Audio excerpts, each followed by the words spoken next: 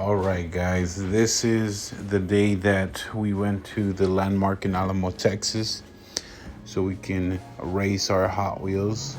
So Leon loves Hot Wheels. He also loves pizza. So we take him to the landmark in Alamo, Texas. He loves the pizza from here. So we found out that they're having a race day with Hot Wheels, and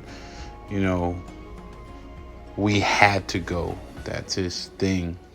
So as we approached the mega ramp, these kids set up a mega ramp here and they were racing. So I was like, all right, let's give it a try, see what our Hot Wheels got.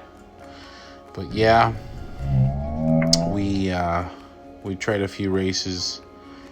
We did get first one time, but yep, that's our drag car losing there, and our monster trucks racing. And I also had to get this slow-mo shot right here. You know me with the slow motion.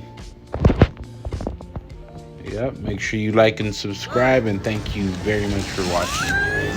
Whoa! Here, give him your car, Leon. Give him your car.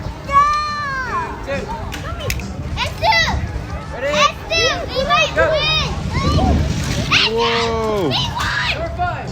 Leon, did you see that? Ready? 3, 2, 1.